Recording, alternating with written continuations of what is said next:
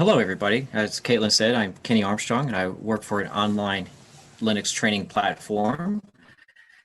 And so today I'm volunteering to help out with the Linux Professional Institute to kind of give everybody an idea of what the LPI is in general, and also how to start down the path of becoming an LPI certified technician and eventually an engineer.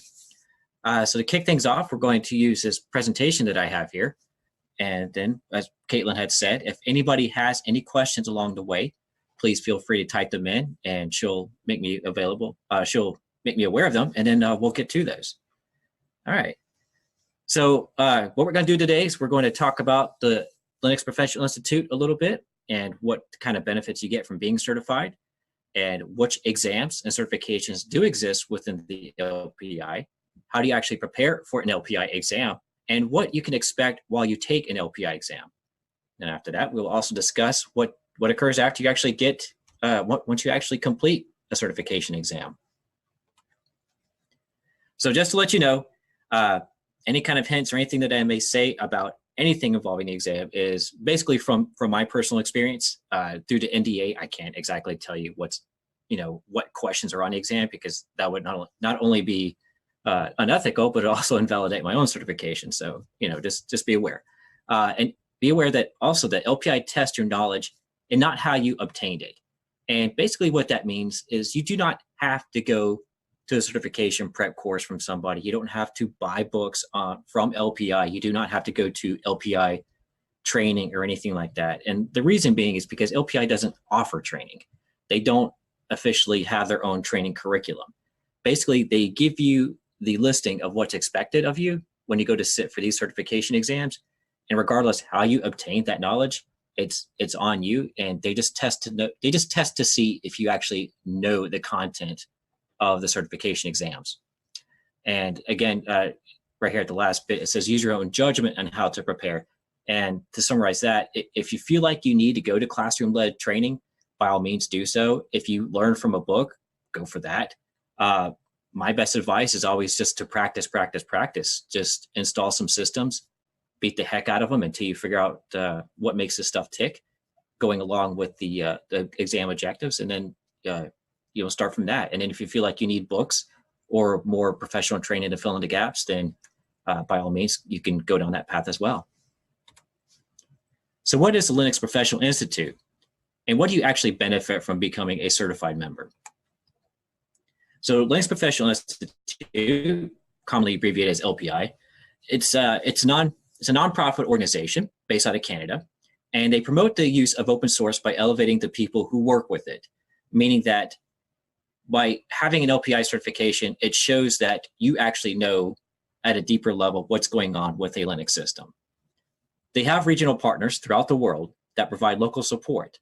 So they have groups out of Brazil, out of Japan, several groups in Europe, and so on. So depending on your region of the world, there's probably a local partner that can help you with training or to help you get registered for a certification exam. And they are also independent from vendors in Linux distributions.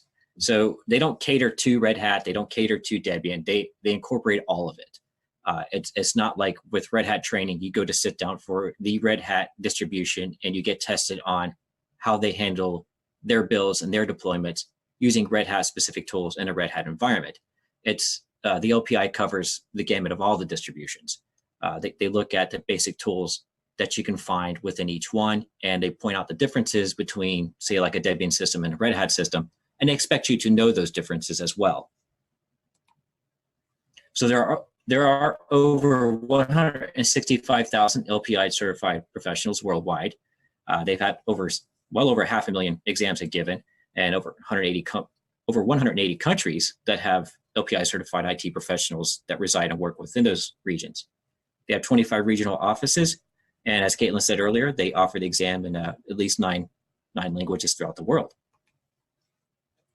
So an LPI certification, as we said earlier, it encompasses numerous qualifications and skills. So it affirms your professional competence as well as engagement in continuing education. It proves that you are on your own going out there to try to learn more about the Linux operating system, and that you understand at a deeper level some of the internals of what's going on. It represents a common standard in both content and quality. So For instance, AWS, when they look for people to join their team, they're specifically looking for people that have LPI certification because they know that you can handle different types of Linux distributions at a deeper level. Since AWS themselves, they offer multiple Linux distributions within their cloud platform. It's not a comprehensive professional qualification on its own, meaning that there are other qualifications, there are other exam systems out there, but this one here is mainly geared towards the operating system itself. But it is a unique, and I will attest that it is quite unique, and it is, to me personally, a very distinguishing credential because, again, it shows that you understand what's going on at a deeper level within Linux. So an LPI certification is globally recognized and highly reputable. It's recognized by other certification vendors, and it is also a prerequisite for other exams. So some organizations may require that you have an LPI certification in order to take a more advanced certification course. There are multiple options for study materials and training, as I've said, whether you watch YouTube videos or you subscribe to a online training content provider, buy books, or practice out on your own, whatever it takes, it doesn't matter as long as you understand what's going on with the system. And like I said, there's no requirement to participate in specific training. They're looking to see that you can actually pass the exam with the questions that they offer you and that you understand what those questions are asking of you.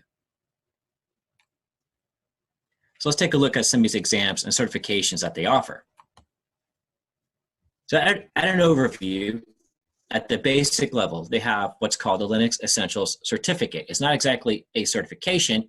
It's just like an attaboy saying that, yeah, I can boot up a Linux system. I know a little bit about the operating system. I know about the open source history. I know about some of the background of Richard Stallman, the open source initiative, why Linus Torvalds came up with the kernel and so forth.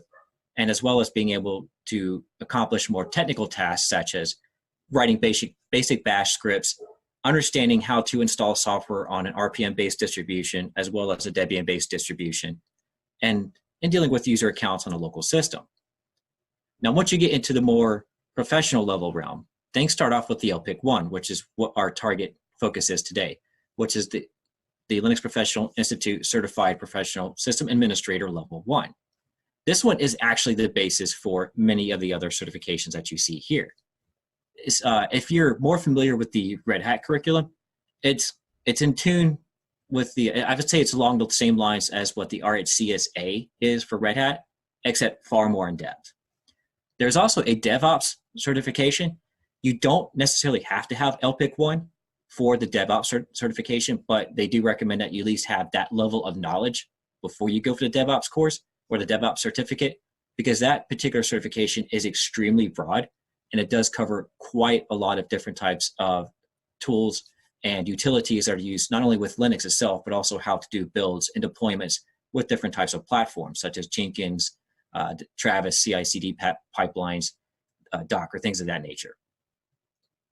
Now, once you complete your LPIC-1, then you can move on to the LPIC-2, which is the Linux engineer level, which is, again, comparing it to the Red Hat, it's like the RHCE, but again, once more, far more in depth than what you would get from the RHCE. And once you get done with the LPIC-2, then you can move on to any of the LPIC level 3 certifications. And you don't have to have all three of those. These are just kind of along the lines of your particular specialty that you may get into.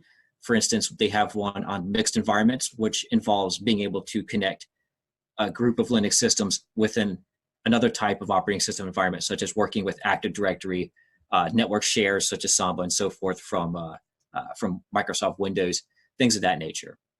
And there's also a security realm, which gets really far more in depth about locking down your system and locking it down within network access. So they get far more in depth with different types of firewalling utilities, SE Linux, AppArmor from Ubuntu, and Debian is actually going to be putting out AppArmor as well from Debian 10 Buster on. So things of that nature, locking down tighter network access controls for users, things of that nature. And there's also the virtualization and high availability. So this way you get into KVM, Virsh utilities, Zen virtualization environments, and HA proxy, different types of web proxies, and stuff like that. The LPIC-1 and LPIC-2 each one requires two exams to pass. For LPIC-1, there's 101, 102, and the same thing for LPIC-2. We have 201, and 202.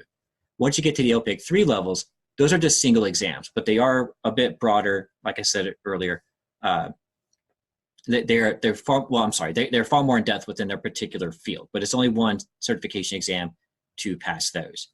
Now, in order to become LPIC-3, you can sit down for the LPIC-3 certification exam if you want and pass it, but you're not exactly considered LPIC-3 unless you have actually sat down and got certified in LPIC-1 and LPIC-2 subsequently beforehand. So each one actually builds on the other in order for you to be actually awarded the title of that particular certification level. Again, just kind of like we said earlier, Linux Essentials is the entry level. It's your basic, I can fire up a Linux desktop. I can work with it at a basic level. The Linux Essentials nomenclature is 010. It was just recently updated with some extra information about, you don't have to know how to configure one, but you have to understand what Docker is, at least containers, things like that. You don't have to, again, you don't have to set it up. You just have to be able to say, oh yeah, here's the difference between a container and a virtual machine. And that's basically as far down the rabbit hole that particular update goes. The difference between Linux Essentials and the other exams is that Linux Essentials is only 1 hour long instead of 90 minutes. And there's only 40 questions instead of 60 questions. And again, like I said, it is separate from the LPIC certifications. You don't have to have this one in order to become LPIC-1 certified. It's just an entry level to say, yeah, I sat down, I did go for some form of testing for Linux, and I do, at a basic level, understand how to work with a Linux system. The DevOps tool engineer is just the tools and technology. And again, there isn't any prerequisites, but they would recommend that you at least have an understanding of what the LPIC-1 covers, have that skill set to better understand what they're getting into with the DevOps tool exams. There's only one exam for that one, and that's the 701 exam. LPIC-1, which is what we're going to focus on today, it's know your system. This is, you have to know how the Linux system itself operates, how to connect it to a network. You're not necessarily getting into server level stuff with this one. You're just looking at it as a workstation environment in a corporate network. There aren't any necessary prerequisites. If you had the Linux Essentials before you go for LPIC-1, then you've already got a good leg up and a good head start on the material within the LPIC-1 exams. And like I said, the LPIC-1 covers 2 exams, 101 and 102. You don't have to take 101 before 102. They're basically, it's part of the same curriculum. It's just divided right down the middle because it's a good deal of content. So you could take 102 before you take 101. But in order to be awarded the certification for LPIC-1, you had to have passed both exams. LPIC-2, we're getting into the engineering level, which is know your network as well as knowing your workstation, and getting into more advanced system topics such as understanding email servers, setting some of that stuff up, knowing how to work with LDAP, network file shares with NFS, things of that nature. And a prerequisite for that one is you do need to have an active LPIC-1 certification. And again, like I said, it's 2 exams for that, 201, 202. Same thing with the LPIC-1 series. You don't have to take one before the other. You just have to pass both before you get awarded that particular certification credential. LPIC-3 are considered the senior level Linux certifications. You have to have an active LPIC-2 certification in order for this one to actually count as far as your title is concerned. And you can take any of these. You don't have to take them all. It just depends on what your focus is. 300 for the mixed environment, 303 for security, and 304 for high availability and virtualization. So how do you prepare for an LPI exam? And again, going over the exam format itself, it's 90 minutes, 60 questions, and this covers the LPIC series and the DevOps exam. And like we said earlier, it's 60 minutes and 40 questions for the Essentials exam. They are all multiple choice. Now I'm going to get into that in just a minute. So each one contains 4 or 5 given answers, and there's only one correct answer unless, and they will specifically tell you how many correct answers are within a question. It's not like pick any number. They'll say if there are 2 correct answers, they will specify pick the 2 correct answers for this out of the 4 or 5 responses that they give you. And there are some that are fill in the blank. So they'll have an empty field there, and they'll say they're looking for either a command or a parameter that you would apply to a command, or a configuration option that exists within a configuration file, a path, things like that. So you just put that information in. And let me emphasize this bit right here. Make sure you read the question. If it says that they're looking for just a command, just type in just the command. If they say they want the parameter, don't include the command plus the parameter, actually include just the parameter itself. So like if you're doing a long listing on a directory, they want to know what that parameter is, -L is your answer for that. So don't do ls space -L, just type in -L for the response, and that'll get you through that particular question. When it comes to fill in the blank, there is only one correct response. There isn't, they're just looking for specifically what they ask you for within the question. You don't have to write out a doctorate dissertation on the fill in the blank. It won't count that. It's all about passing. There is no final grade on the certification. And just to emphasize, nobody knows everything.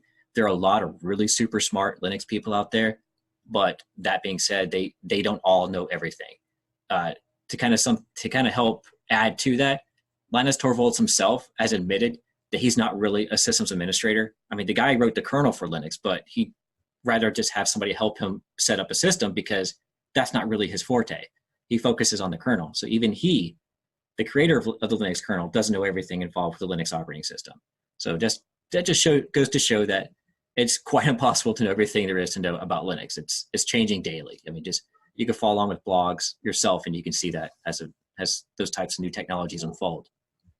But the idea is that you should at least have a general clue and know the details that others stumble upon in real life, meaning that, yeah, you may know a specific command that will get you in the ballpark to fix a certain problem, but they also want to know, do you understand the options and the differences between those options to solve a particular problem? And that's where they kind of separate themselves from other testing organizations such as Red Hat. So when you sit down for a Red Hat exam, if you've never done one before, it's a live environment. You basically have broken server or broken servers. They give you a laundry list of things that you have to accomplish within a particular time period, and you just go through and you just knock them out. Now, if you're really good with muscle memory, then you can pass these exams. And again, they're only looking at Red Hat specific tooling along with Linux tooling. So as long as you got that little corner of the Linux world figured out, you're good to go. LPI is a bit different. They cover the breadth of the Linux world. So even though it's not a practical exam as far as sitting down and fixing something, the fact that they're digging in and they're forcing you to think really hard about the question that they're asking you, understanding better details about configuration files and understanding the different switches and different options that particular commands will perform, that's what they're looking for. They're looking for that granular detail. I've heard some people tell me that, well, that's just kind of, that's overkill. Well, it depends on your environment. What if you work in the banking environment where downtime is just a no-go? You just cannot have that. If you have somebody that's really sharp and knows their systems extremely well, then they're going to be the ones that are going to get something back up and running quickly because they know at a deeper level what's going on, rather than somebody who's, give me a minute, I had to look it up in man page while billions of dollars are being lost per minute or per second, whatever the course may be. So that's kind of the distinction between LPI exams and other certification Linux exams. The scores on LPI exams range from 200 to 800. 500 minimum is a pass. It doesn't matter if you get 500 or 800. It doesn't mean you're better. It just means regardless, you've passed. That's what they're looking for. Number of correct answers required to pass varies with questions used on the exam because each item has its own difficulty. Each one has its own weight, so it's going to count more than a more simpler question would. So you may not have to sit down for a whole bunch of extra questions that ask the same type of thing. They're basically looking for something that's got, they'll give you the basic questions, and then the more advanced questions are going to require a little bit more thinking, and those are obviously going to apply more weight to your final score. So the exam objectives, they are described the content covered by the exam, and we'll take a look at those in a moment. They contain examples of commands, files, and terms, but the examples are only a partial list. So they give you kind of like the ballpark of what they're looking for, but it's up to you to understand beyond what they're asking to be able to pass the exam. And I'll take a look. I'll show you that in just a minute. There are two locations that you can find the objectives for an exam as far as what they're testing on. The first one is wiki.lpi.org, and the second one is the main lpi.org website. My recommendation, go to the wiki. That page gets updated a lot more frequently as far as the exam objectives are concerned than the main web page. And whenever a newer version of the exam is coming out, you can take a look at the wiki and see what they're going to be testing on next by going to a particular updated version of the page on the wiki. Whereas that does not exist on the main LPI site, because they're basically showing you what are the current objectives at that point in time for the release exams. Whereas the wiki will list that content plus what is up and coming in our next version of a particular exam. And again, an important point is double check that you studied the most recent version of your exam's objectives. So for an example, the LPIC-1 has exam version 4.0 that is out there in the wild, and it's going to be retired very soon because Linux LPI version 5.0 for the LPIC-1 has recently been released, and that one's going to be the standard for the next couple of years until it gets updated. So make sure you pay close attention between the two different versions because there are some things that are going to be taken out from version 4 and some things have been added to version 5. So make sure you're studying the right material. Yes? Just to clarify, the 4.0 version will be available until July 1st, where then it will be retired. Okay, yeah, so it's even a lot closer than I thought. So yeah, you only got like 2.5 weeks left to take 4.0. And after that, it's pretty much 5.0 from then on until the next version. All right, let's see. So where to take an LPI exam? The paper-based exam is given at events such as if you go to a Linux conference that LPI has a presence at, such as the Linux Fest, Ohio and Northwest, which Northwest is usually held in Washington State. We just recently went there. It's a wonderful event. Scale, which is in Southern California, CBIT, FOSDEM, FrostCon, Open Rhineberg, et cetera. They have events in Europe as well.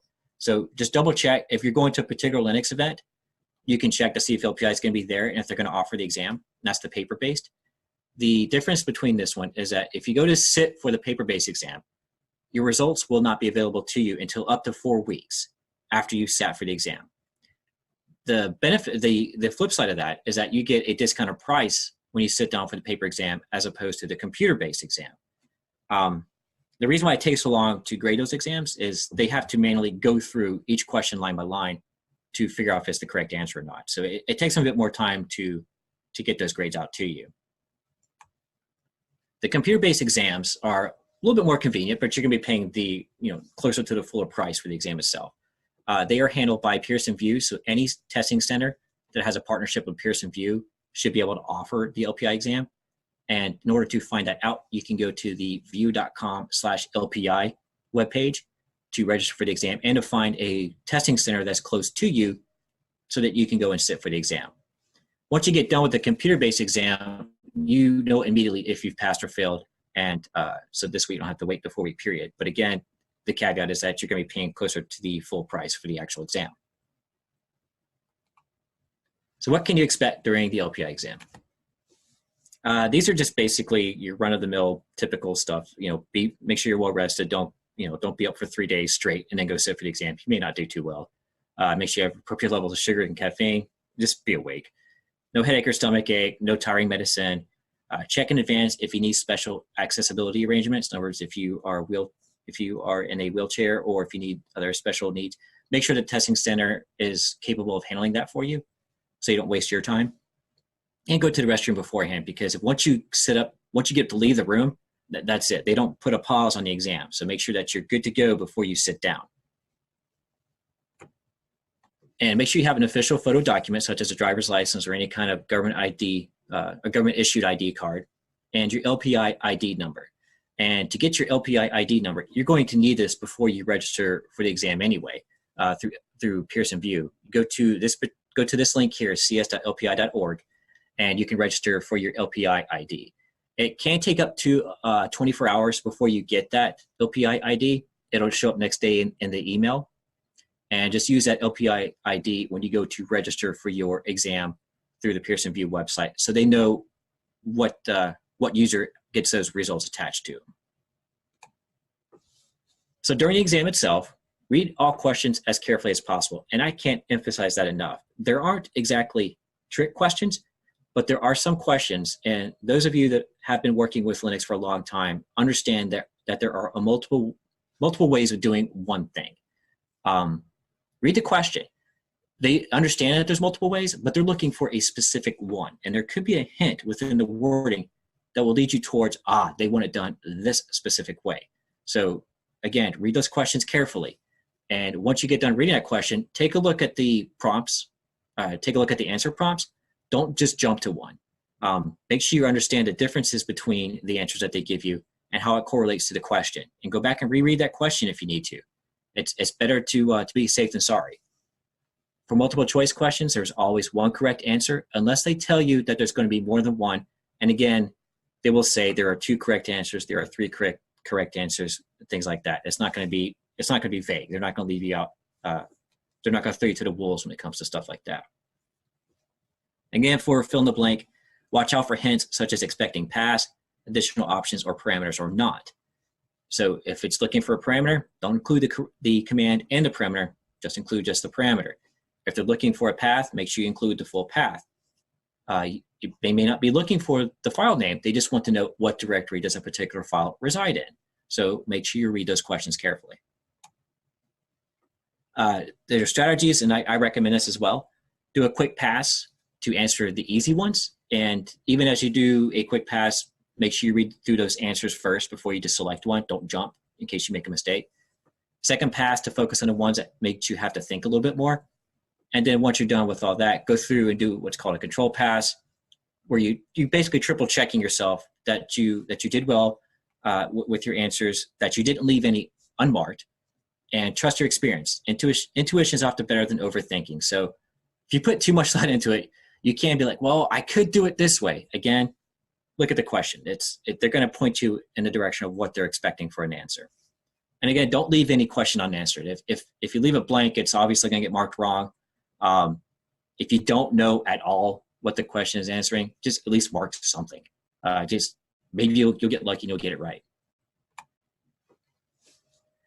Uncertainties in the exam. This is basically network capability with the computers that they have at a testing center.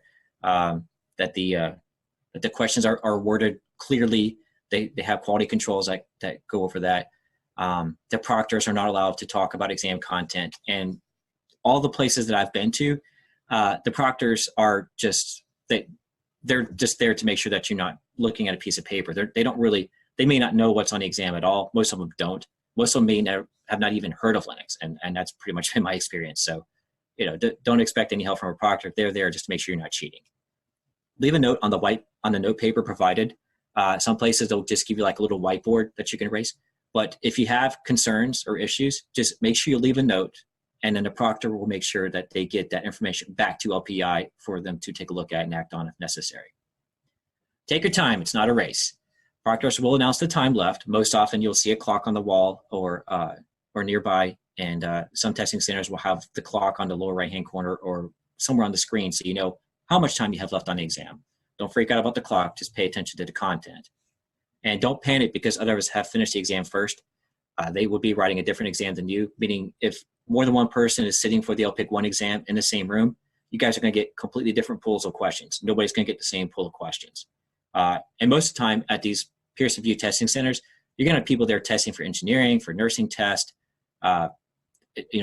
different types of industries and organizations altogether. They may not even be there to test on technology with you. So just keep that in mind as well.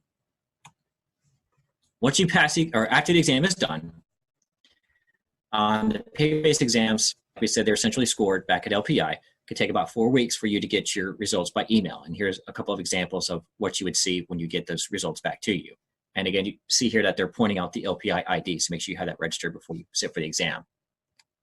And once you pass the exam and you get certified, then you'll get a nice thick certificate in the mail, a business card it kind of looks like a credit card. It's really neat, and a letter saying you've passed. Congratulations, you're now an LPI certified professional. That could take up to 4 weeks for you to get that as well.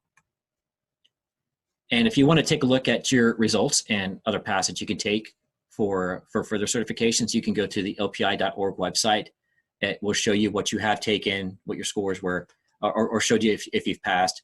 You can update your personal information, such as your mailing address, your email address, things of that nature, and verification codes for certificates. If you get, if somebody asks, if you go to apply for a job, well, I need your certification code to make sure that you are actually an LPI certified professional instead of somebody just saying that they are. Well, you can get those codes from there and provide that to like an HR representative or the whoever's interviewing you for a position. And again, this is a way that you can actually share that verification code with somebody who's specifically looking for one. So about the exam itself, when it comes to recertification, once you get certified, and it doesn't matter if it's LPIC-1, LPIC-2, whatever, that certification is good for 5 years before it becomes what is called inactive. That doesn't mean it's expired. It's not like the Red Hat exams, like you get 2 years or 2.5 years, depending, as an RHCE. After that time period is up, you're no longer considered an RHCE. You have to go back and resit for the whole thing all over again.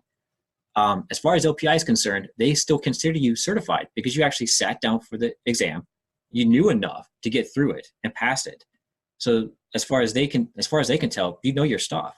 So it just may become inactive as far as newer material is concerned, but they still recognize that you are a certified professional that knows Linux. And basically it kind of just points out that your certification no longer serves as a base for higher certification. So if you go beyond the 5 years of LPIC-1 and you want to go sit for LPIC-2, well, you need an active certification for LPIC-1. So you'd have to go back and do LPIC-1 after that 5-year period is up to get your certification, your certification status active again before you go sit for the LPIC-2. And they do recommend that you recertify every 2.5 to 3 years. It depends on your needs and what you can do. Now, that doesn't mean you need to go back and say before 5 years is up, go and sit for the LPIC-1 again. That's not what they're saying. What they recommend, and they point this out here at the bottom of the slide, is that before your 5 years is up, go ahead and study for the next level of exam, say like LPIC-2, go and sit for that one. Because once you sit for the exams, both of them, you pass and you get that certification, that starts that clock all over again. So now you got another 5-year period from the time you got LPIC-2 before you can go for LPIC-3. And it just makes it easier than to try to go through the whole ladder all over again if you don't need to. It's just a good way of keeping continuing education rolling while you're working on your certification path.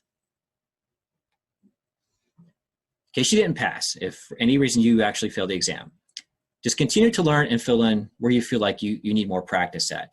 The results email shows a percentage of correct answers that you got in each topic. Now, they're not going to tell you what question that you got wrong because, again, that's, people can use that for a dump site or something like that. Just take a look at the topic area, beef up on what you feel that you need a little bit more practice in, a little bit more knowledge in. The second try to take the exam, is possible 1 week after the first try. Now, if you fail after you go out for the second attempt at the exam the week after, then you have to wait another 90 days before you can go again. And after that 90 days is up, say for some reason you fail again, you have to wait another 90 days and so on until you actually pass the exam. So that's how they do the time limit. Now, they're not after your money. They don't want you to be like, oh, just keep taking it over and over and over again until you pass it. They're giving you that longer period in between to make sure that you understand the material well before you go and sit for it, because they don't want you wasting your money. And it's just, they just don't want you to do that. That would be a bad reputation for LPI if they were just after your money like that. So they want you to understand what it is that they're testing you on. So that's why they're giving you so much leeway between each attempt for the exam. Now we'll go ahead and stop here, and then we'll jump over to the actual wiki page. And I'll show you the topics that they will test you on. If anybody has any questions now, feel free to go ahead and ask, and we'll see what we can cover here.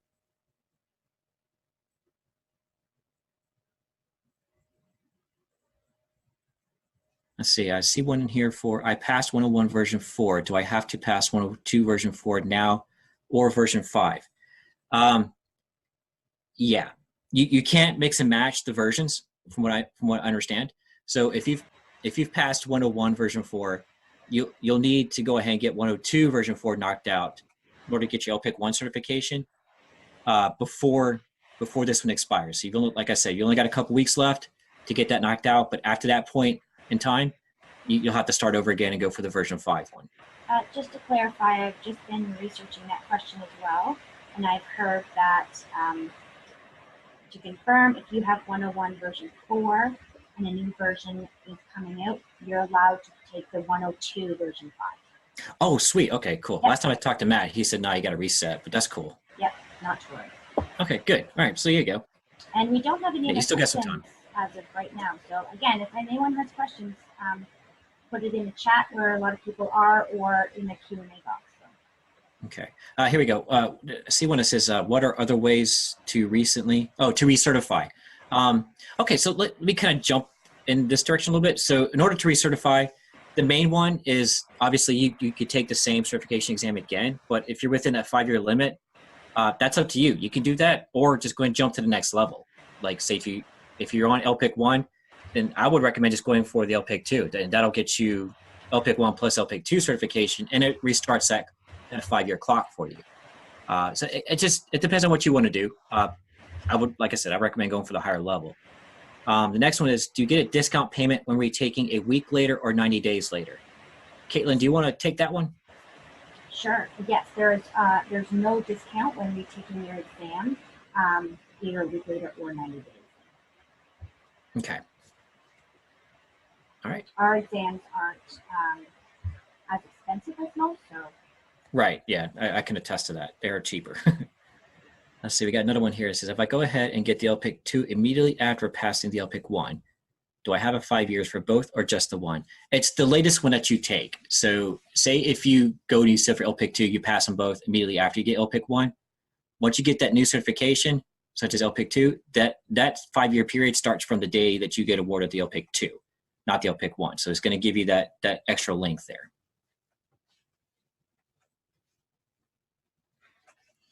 All right, does anybody else have anything else yet? Okay. All right, if we're good, then oh,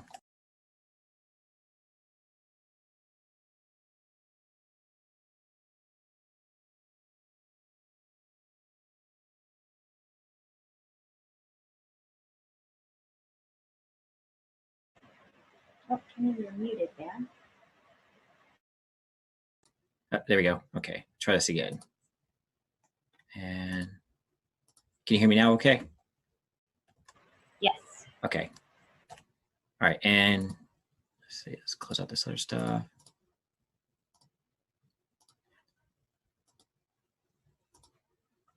All right, can you see the wiki page all right?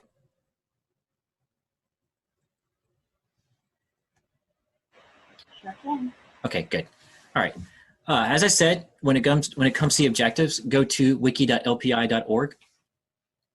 And within the, if you look over on the left-hand side, they show you the exams themselves and the objectives that are currently out there in the wild for them. So for this instance, we're going to go look at LPIC-1 version 5. I don't see version 4 on here, which makes sense. It's about to retire anyway. So let's take a look at version 5. So as we said, there's 2 tests for this. There's 101 and 102. Here are the languages that the exams are available in. And each group is broken down by a specific topic. So you're going to have topic 101, which is going to cover system architecture. And then within that topic, you're going to have individual subtopics, such as the first one being determine and configure hardware settings. Each subtopic has a weight assigned to it, which gives you an idea as to, it gives you a close approximation of how many questions you could expect to come out of this particular subtopic when you sit for the exam.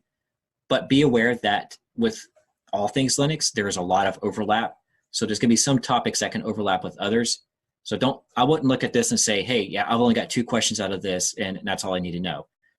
You probably should do your best to understand the material as well as you can, because there's going to be overlap. And with many things within Linux, each item is going to build on previous knowledge of something else. So just kind of keep that in mind. The main things I'm looking for is the ability to enable and disable integrated peripherals, differentiate between the various types of mass storage devices, know your differences between a SCSI disk, a SATA disk, what it looks like to a pseudo file system on a Linux system, USB devices, things of that nature, determine hardware resources for devices, tools and utilities to manipulate USB devices, and so on. I don't need to read through all these. You guys can look at this on your own, but just kind of give you a heads up. This is how it starts off. This is what they're looking for. And so I would recommend looking at what it is that they're asking about, then go below that and take a look at each individual line item. Now, the first few on here are pseudo file systems. So they're not telling you that it's a pseudo file system. They're just listing out these particular file systems here. But if you know about those file systems, you already know that it's a pseudo file system. So again, they're giving you the direction. You need to use these as a starting point and then get a bit deeper as to what is the difference between sys and proc, for instance. Why is it called a pseudo file system? And how do you actually work with these pseudo file systems?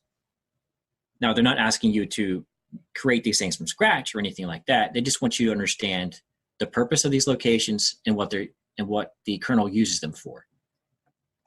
And kind of leading into that, you can see that there's a couple of kernel commands in here. You have modprobe, lsmod, which should indicate that, okay, so these other things have something to do with the kernel. So all this kind of overlaps a little bit together, and it should lead you into the path of, I need to know how the kernel works with the hardware, what it's looking for when it's talking with the hardware, and what it's looking for when it's talking with the system and processes.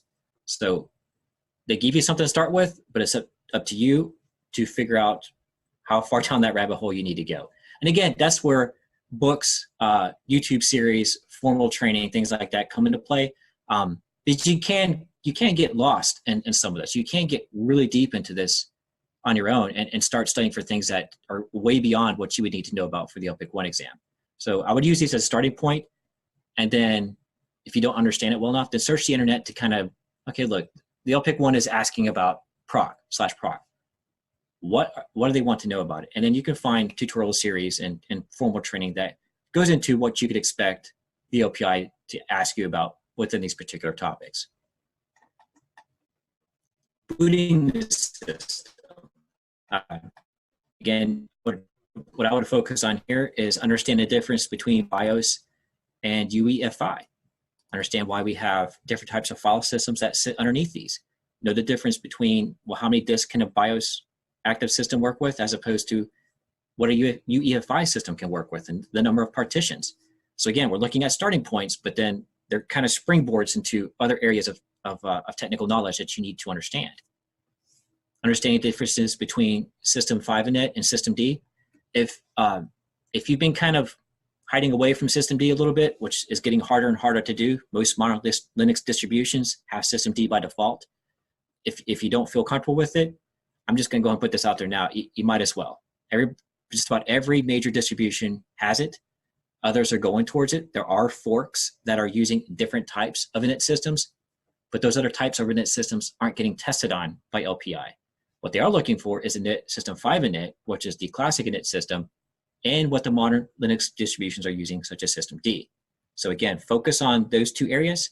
Don't worry so much about all the other random ones that are out there and available now as far as an alternative. Changing run levels and boot targets and shut down or reboot a system. You may look at that and be like, oh, I just press the power button. Well, again, there's more than one way to skin a cat here. So we have the shutdown command, we have the power off command, we have ways that we can turn off a system using telnet and System D. Knowing that is also crucial. Again, we have some overlay here. A moment ago, I said you need to understand System D. Well, here we see System D once more right here. And the system control command, which is how you interact with System D. So the topics will overlap, and there's going to be some commonality between them. Design a hard disk layout. Now, that's kind of a weird topic header, but basically what they're wanting you to understand is a little bit about the file system hierarchy standard. They get more into that later. This overlaps with something else. But they want you to understand what is the home file system for, and if you have multiple users that are going to log into a system, do you need a large disk or a large partition space for home? Are you going to have a whole lot of variable written files or just a few? So you need to figure out how big or how small should your var directory be. Things of that nature, and understanding the different types of file systems that you can use for some of these mount points for better efficiency. And they also say knowledge of basic features of LVM. So let me clarify that one for you. You do not need to know how to do everything that is involved with LVM, such as doing snapshots, doing backups with it, and things like that. They just want you to understand the difference between PV create, LV create, things like that. How do you create a basic LVM, grow it, shrink it, extents, or using actual size such as gigabytes, megabytes, whatever. You don't really need to go much further than that. That's super duper basic, low level LVM. That's as far as you need to go with it. I would also point out this one right here, the Efi System Partition. Once you get into reading about and studying up on UEFI, then you'll understand the Efi System Partition more and why it has to be a FAT32 formatted file system and how that pertains to the different types of files that it uses to boot a system. So again, there's some overlap. Some of this stuff kind of gets out in the weeds, but if you feel like you need some more direction on that, then I would recommend looking into some professional training or tutoring or tutorials, things of that nature to kind of help confine the areas of knowledge that you need to focus on. Installing a boot manager, to sum up, you need to understand how to work with Grub on both a Red Hat-based distribution and a Debian-based, because they do the same thing, but they name the files differently. And you need to understand the differences between legacy Grub, which was used on MBR style partitioning, and Grub 2, which is used on the modern GPT style partitioning. And with GPT, again, that's something else you need to understand is the difference between the GUID partition system as opposed to the old school MBR way of doing things. Most new systems out there nowadays are going GPT. So if you're not familiar with it, it's a good opportunity to go ahead and get down and dirty and start learning about it. Managing shared libraries, weight of 1. So if this is something that you're not totally sure about, there will be a question on the exam about it. So at least understand these 4 bullet points right here. At least understand what these 2 commands do, what the purpose of this particular configuration file is for, and something that's a little outdated is the LD library path. Most modern systems, especially with systemd, don't bother with that environment variable anymore. But if you're testing on something a little bit older, or if you just want to do a quick check to see if something's going to load a library or not, you can set that environment variable like in a dev environment or things of that nature to see if a library is going to work with a particular application. But you do need to understand what the purpose of this environment variable is, even though most of the time we don't bother with it anymore. Debian package management. So those of you that are primarily Ubuntu, for the most part, you guys should be good to go here. If you've never actually messed around with a Debian package to reconfigure something, at least do some studying up on the dpackage reconfigure and know how to modify the way a particular Debian package is installed, or at least its configuration files, by using that particular command. Fedora, CentOS, Red Hat Enterprise Linux, Scientific Linux users, even OpenSUSE users, RPM, knowing how to work with the RPM commands. So for Yum is what we have on the classic Red Hat Enterprise Linux system, much older CentOS system, or older CentOS systems from CentOS 7 and down through CentOS 1, and Zypper for the SUSE-based distributions. Notice DNF is not on here. That's okay. It's probably gonna come, but if you know how to work with DNF and you never used Yum before, for the most part, what you do with DNF, you can also do with Yum. There's some differences that DNF doesn't have incorporated yet that Yum has. So I would recommend looking at some of the older, like CentOS 7 or older distributions of Fedora to practice that command. Red Hat Enterprise Linux 8 actually has DNF on it now, but it also aliases to Yum. So you can use both commands simultaneously to achieve the same thing. Linux has a virtualization guest. Basically, they need to know, they're looking to see if you understand the different types of terminology involved with a virtual guest. Know what a guest is, know what a host is, know what a hypervisor is, know the difference between a virtual machine and a Linux container. You don't need to know how to build these things out. You don't need to know the ins and outs of Docker. You don't need to know the ins and outs of KVM, but they do expect you to understand the differences between those types of technologies and what certain terms apply to. Understanding SSH host keys.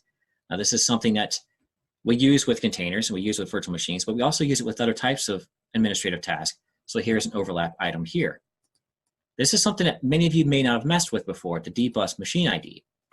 This is where on systems that apply dbus, you're gonna have a unique ID for that machine. So in case you need to clone it to another virtual instance or something like that, it's a way to help mark the differences between each individual system. So if you never used that before, just take a look at it, get some practice with it. When you're messing around with the virtual machine, you may see a question on the exam about that. GNU and Unix commands, your typical commands that you would use at the bash shell, that's what they're looking at. The bash, knowing how to work with bash, knowing how to set environment variables, knowing how to work with different types of options within the bash environment, knowing how to use the type command, if it's a built-in command or if it's a script command, things of that nature, or a function. Also know how to use the man pages. We don't see info listed here. So if you're a GNU hardcore person, sorry, they're just sticking with man, which is fine. And know how to work with the history. Know how to actually pull a command up from your history using the exclamation mark character to run it again. Know how to change your history size if you need to. Know how to look through previous commands that you ran on your system through your bash_history file. Quoting. Know the difference between a single quote and a double quote when you're working at the bash command line. There's a difference, and each one does things slightly. There's some things they can do similar, but there are some hardcore differences between the two of them. Again, we're getting more into some other bash shell commands, but this is involving working with different types of compression algorithms, such as bzcat, xzcat, zcat. How to read a compressed file is what those relate to. Know a little bit about sed. You don't have to be a sed master, but know how to do something along the lines of replacing a particular term globally within a file, doing an in-place sed on a file, things to that nature. Number line command, octal dump. You don't need to know how to read hex. You just need to know that if they're looking for binary output in textual form, what command would you use? Octal dump is going to be what you're going to look at there. Knowing how to create sums of files for SHA-256, SHA-512, knowing how to compare those hash algorithm sums to actual file that you downloaded. Basic file management. Again, we're getting into creating new directories, copying directories, removing directories, looking at the contents of those directories, compressing items with gzip, gunzip, bzip2, xz, unxz, and this one down here, file globbing. Now, I see a lot of people get confused between file globbing and regular expressions. If you don't know there's a difference, there is. File globbing, some characters will act the same as in regular expressions, but the majority of them are not. They don't have the same operation. They use the same actual character. You'll see like a star for one item. It'll work one way in file globbing, but it works a completely different way under regular expressions. So also pay attention to a question. If you see a particular pattern of a bunch of characters, note to see if it's talking about file globbing or regular expressions. Know the difference between the two of them, and those are going to help you out there. T and xargs, which you would often, most of the time you're going to combine xargs with the find command. T, you're typically going to use that within a pipe command. Just know how to work with these two types of commands. Note there's a way to for just two specific commands. So they're looking at redirecting standard input, standard output, and standard error. But notice they don't have anything in here about catting or using the redirection symbols or things like that. So understand those types of topics and how you can apply them with these other types of commands here, such as the pipe character and things like that. So again, these are, like I said in the slides, these are partial listings. It's not going to show you everything that they're looking for, but make sure that you take all of this as a whole, what they're looking for, and an example of commands that you can use to apply to these knowledge areas. Create monitoring and killing processes, your process state command, the PS command, how to see if something's running, how to put stuff into the background, how to set up a process to continuously run after you log out of the system, knowing how to schedule jobs, how to kill those jobs if you're not going to use them anymore, how long your system has been up, free for how much free RAM that you have. Take a look at the options such as difference between gigabytes, megabytes, so forth. How to work with the screen command, and also how to work with the tmux command. They both essentially perform the same functionality. How they do that is different. Screen is the legacy command. A lot of old school Linux admins still use it. Most people have been using tmux because it has a few extra features and a few extra bells and whistles, but you do need to understand how to work with both of these and the differences in the commands between those. Modify process execution priorities. Know your process levels. Typically, when a process starts up, you're going to have a nice level of 0, and knowing that negative 19 is going to be your highest priority. It's going to get the most CPU time. 20 is going to be your lowest. It's going to get the least amount. So it's counterintuitive numerically, but once you get in your head, you're pretty much good to go. Know how to change it. Know if a root user is needed to change certain processes. I mean, a root user can change all of them, can change the priority, but know the difference if a user can change his own or their own or somebody else's. You might see something along the lines of that because we're kind of getting into permissions there. There's a whole topic here dedicated to regular expressions and the tools that you can use with them. So know the difference between grep and these other types of greps. Got egrep, fgrep. So egrep is essentially grep with the dash E specified, and grep is essentially, fgrep is essentially grep with the dash F specified. Know the difference between those. Sed, again, we see some overlap here. So we can use regular expressions, and we can also use file globbing with sed. But pay attention to those questions. Is it asking you to do sed with a regular expression, or is it asking you to do a sed command with file globbing? Pay attention to that. This regex 7, this points to man page number 7 of the regular expression manual on your installed system. Highly recommend that you read through that at least a couple of times and practice it like crazy. Not only is it going to help you on the exam, but out there in the real world, where you have to deal with some complex file manipulation, regular expressions are your friend. And this is the de facto place to go to learn about those. Basic file editing. Right here, all these are basically the vi/vim commands. Note, right here it says awareness, Vmax, nano, and vim. If you can do all these commands in vim or vi, then you're good to go with each other, because vim is just an improved version of vi. If you can handle these, then you're fine. Nano obviously works different. If you are an old school DOS user, then it's pretty much similar to what the old edit command was. Emacs is a different beast of itself. But the good thing about this bit is that you just need to be aware that these things exist. Yes, there is an Emacs text editor. Yes, there is a Nano text editor. But when it comes to knowing how to navigate a file and modify text within a file, they're looking to see that you understand how to do this within VI. And again, if you can do this within Vim, you're still good to go. So now we're getting into partitions and file systems. Know the difference between these different types of file systems. These are pretty much the only ones you're going to see on the exam. So that's a good thing. There's a multitude of file systems available for Linux, but these are the ones that they focus on. So when you look at these particular file systems, know the different types of tools that you would use with them. XFS has its own separate line of tools that you can use to manipulate and modify metadata and different types of attributes on an XFS file system, whereas the extended file systems, such as 2, 3, and 4, have their own separate set of tools. So know how to do something at a metadata level with the extended file system. Same thing with XFS. VFAT, you just basically need to know that, yes, a UEFI boot partition is going to, UEFI partition is going to contain VFAT, and we also use it for interoperability with Windows systems. XFAT is just the ability to use an extended file allocation type file system for Windows devices. It's the most compatible. You can use files that are larger than 2 gigabytes in size. Kind of keep that upper limit in memory there. Know that you can do that on Linux as well as Macintosh and Windows. So that's a cross-platform type of file system.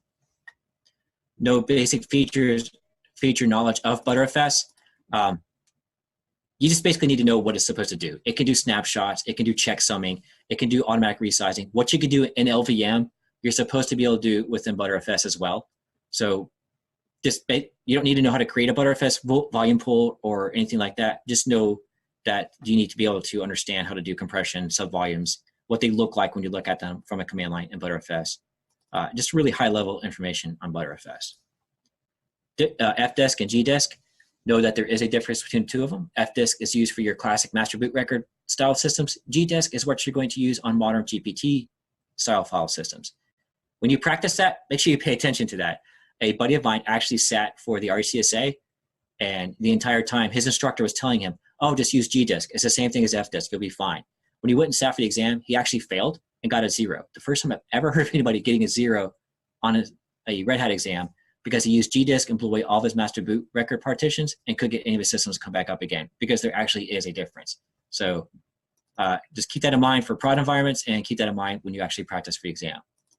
Parted is cool. You can do Fdisk, you can do master boot record style and GPT style partitions for one command, but you do need to know how to work with partitions in all 3 of these commands here and the differences between them. Make file systems, make swap, know how to create a swap partition or a swap file. The integrity of file system, disk usage, disk free, file system check. Again, like I said, XFS has its own separate set of tools as opposed to the extended file system. So know how to work with each one of these and the differences between them. know how to mount and unmount a file system and where you would permanently store mount points, and how to pull up a block ID and look at the different types of block devices that you have attached to your system. 104 is removed for the later version of the exam. So if you study for if you study for version 4 of the exam, you had to know how to do quotas. Version 5 of the exam, quotas have been removed. Don't have to worry about that stuff anymore. File permissions, again, more basic bash commands, chmod, umask, chown. When it comes to umask, know how to set that for system-wide and for individual users. Symbolic links versus hard links, know the difference between the two of them. A symbolic link can traverse file systems. A hard link cannot. Know why, know how to look at inode numbers, know how to compare inode numbers between different types of files. So even though they only show 2 questions, 2 commands, you need to look a little bit more in depth as to the reason why you would use one over the other. Again, pay attention to the key knowledge areas here. The find command, there's going to be overlap with find command. Just go ahead and, you don't have to be a ninja with find, but you do need to know how to use find to find particular types of files, difference between directories and files, know how to search for permissions, how to search for age, when the last time it was modified, and how to use extra commands such as xargs or exec to have the bash command interpreter act on the results of the find command.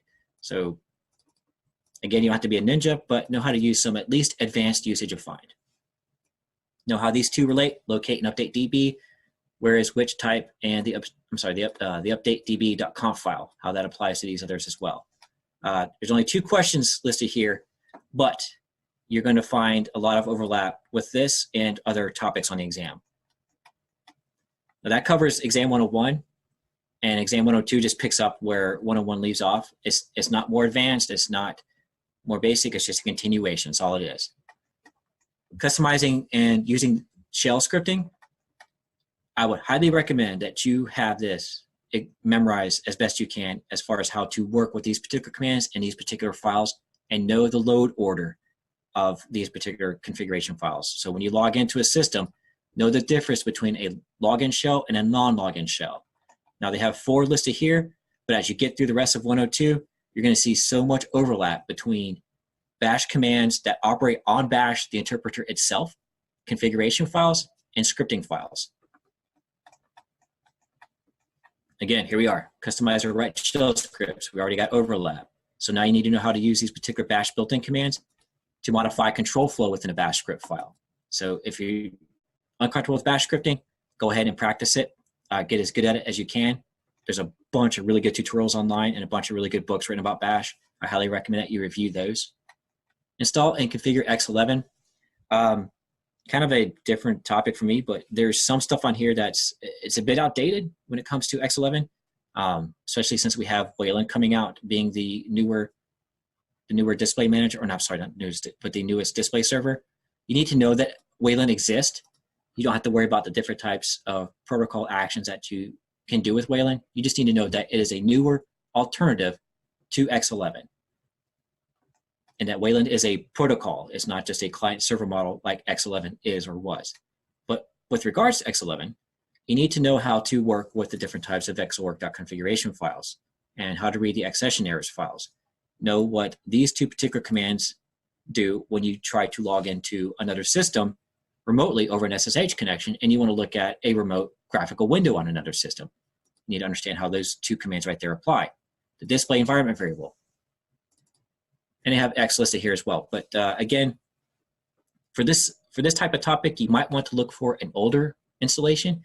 I would even look to the archive site for CentOS and download CentOS 5, install an X11 environment on there, and do a lot of practice with that for the older style of Xorg configurations. Graphical desktops, you don't need to know how to use everything, all the bells and whistles within a graphical desktop. You just need to know the main ones that exist, such as KDE, GNOME, XFCE, what X11 is, what XTMCP is, why would you use VNC, what is Spice all about, and RDP on Linux. Yes, RDP on Linux. You need to know some of the tools that you can use, such as Ramina, what used to be called Vinegar within GNOME, things like that, to do RDP sessions within Linux, and know the port number, just for good measure.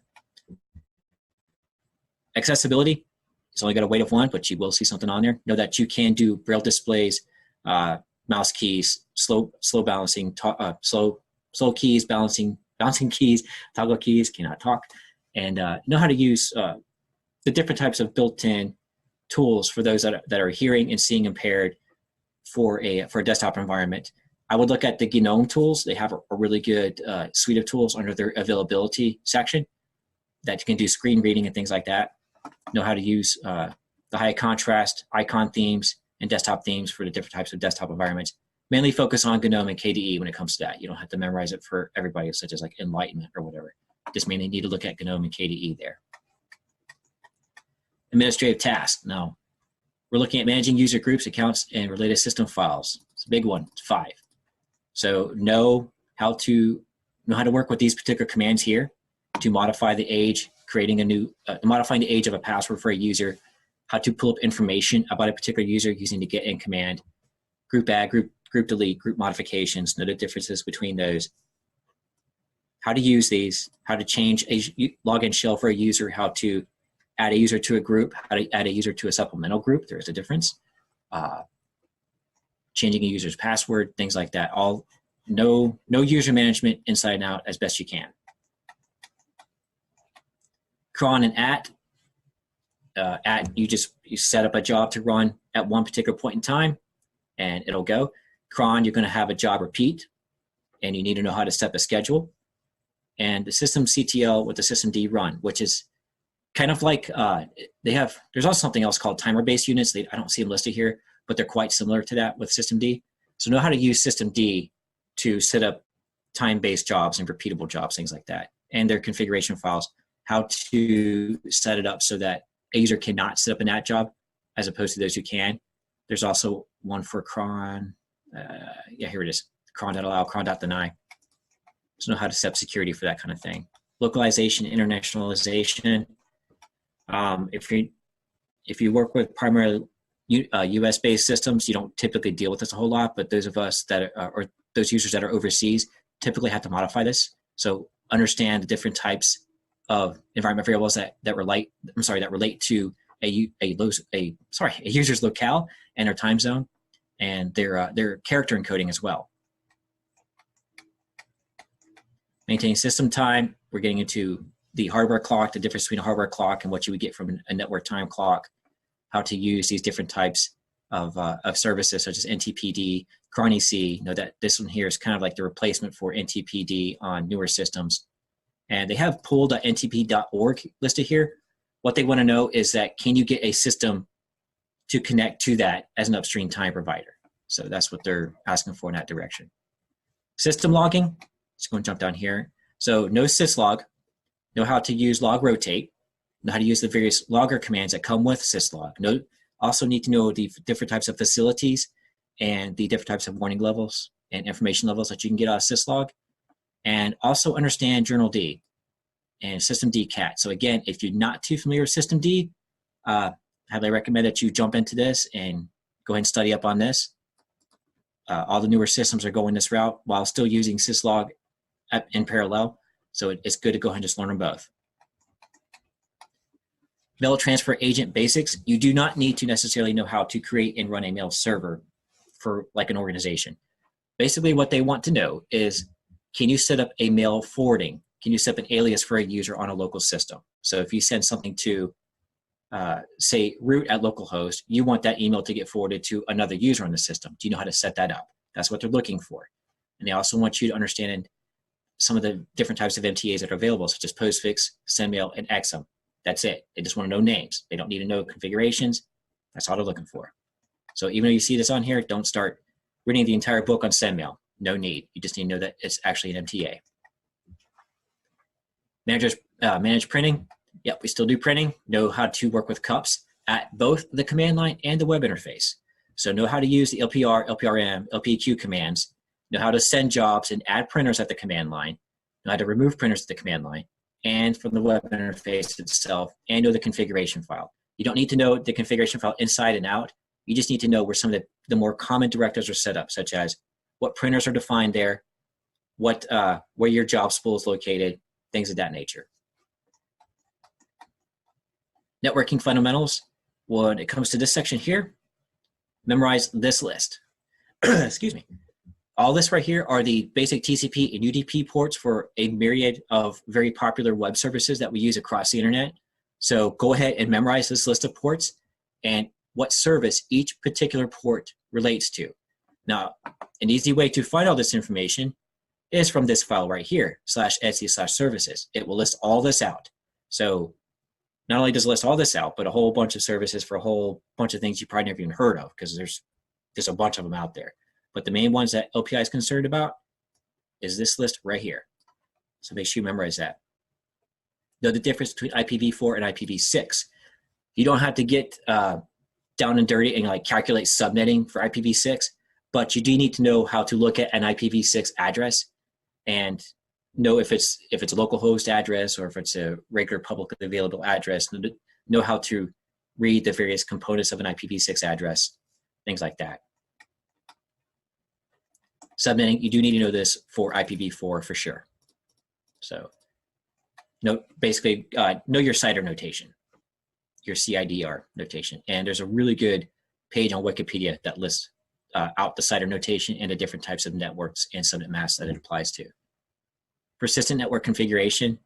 This is where we're getting to the network manager from the NMCLI. So most of the time with network manager, a lot of people just turn it off and they go to the old school network utilities. You can still do that, but LPI wants you to go ahead and know how to use NMCLI from the command line and how to create a network that will survive reboot and configuration and setting up configurations for different types of devices. Know the difference between your host name and your host file and what each one does. NSSSwitch.conf. There's a bunch of different things you can do with this particular file. What they're looking for is DNS resolution. Know how NSSSwitch.conf is used for DNS resolution and the ordering of particular facilities within that file.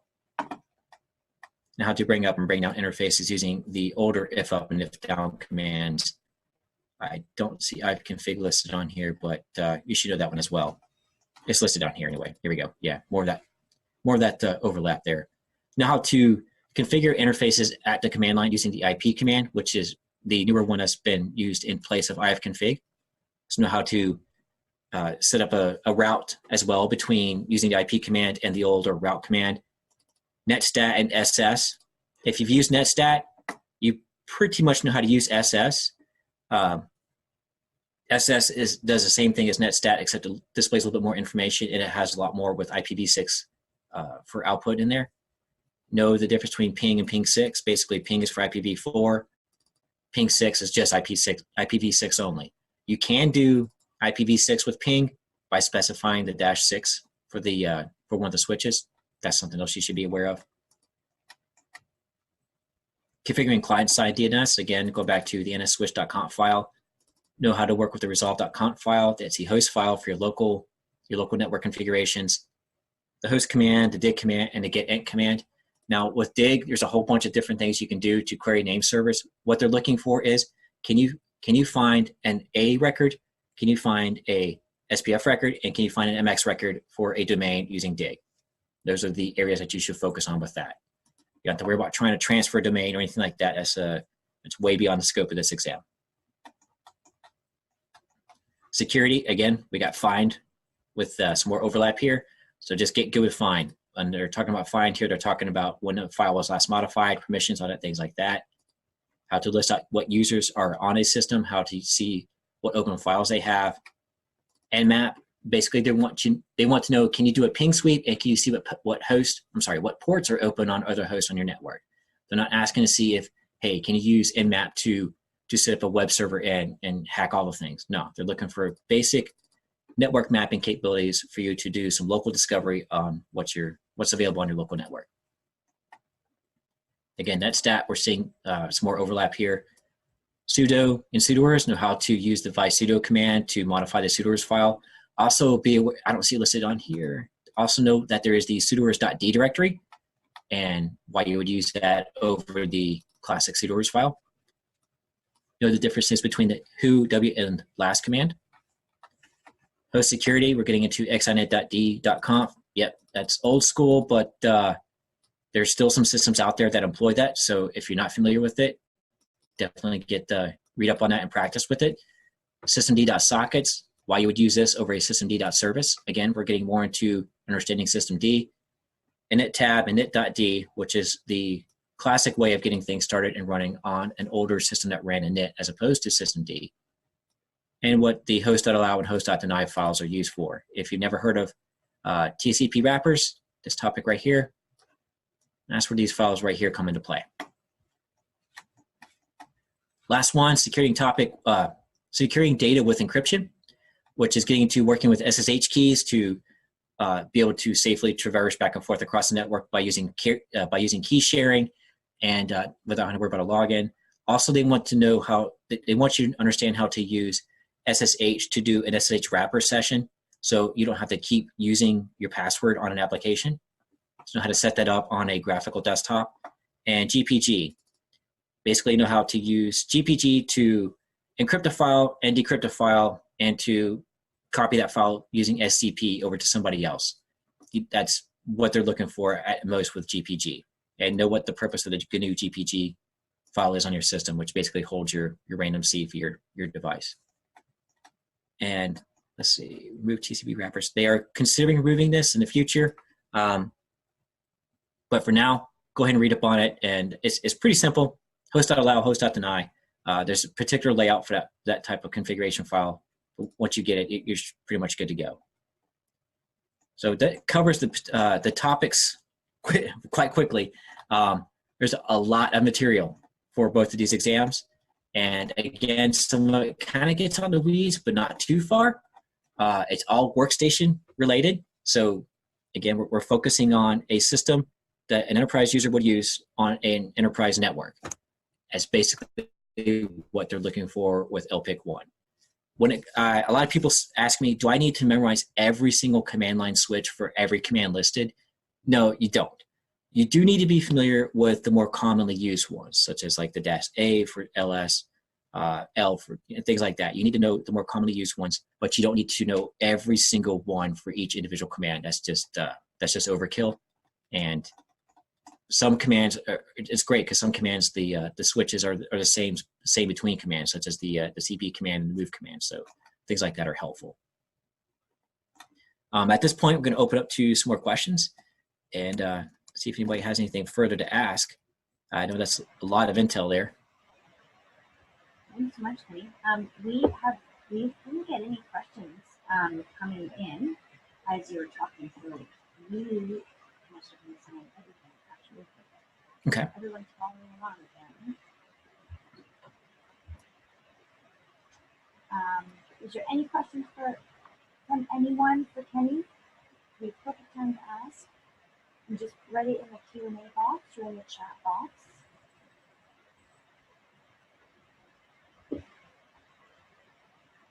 Doesn't look so. All right. So as you can see from the topic listing, they are expecting quite a lot from you. But again, that shows that they're far more in depth than what you would see on something like the Red Hat level exams. Now, Red Hat's great. Don't get me wrong, but you can do a lot of it from muscle memory and from just, over practice over and over and over again. But with LPI, there's more thought-provoking types of questions. The CompTIA Linux Plus is trying to do the same thing. They're trying to go into that direction. They're making great inroads there, but still LPI has been doing it for far longer with their more in-depth knowledge of Linux. And so if you're looking for something that's really going to get you down into the guts of a Linux system, LPI is the way to go.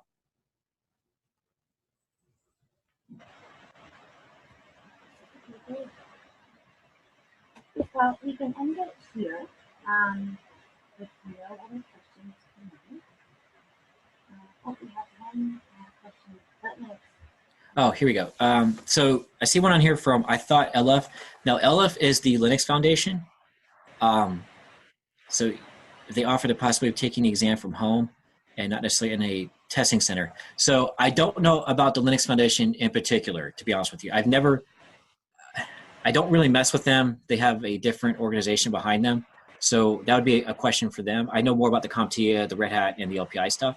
So if they do offer it from home, maybe, but you probably have to have, like what is it? the ELK exam, like the Elastic Stack, for their proctoring, they have somebody watch you over a webcam and they demand that your entire desk is cleaned off and whatnot. That's how they do it. I don't know if Linux Foundation does the same thing, but that'd be a question to check out with the Linux Foundation website. Yeah, it's kind of, I do hear people get confused between Linux Foundation and LPI. They are both two separate organizations. LPI is nonprofit. Linux Foundation is kind of going in the direction of being a for-profit institute if they are not already. They do pay Linus Torvalds his paycheck, so there is that. And they do have a rather stringent test for themselves. But yeah, it's two completely separate organizations.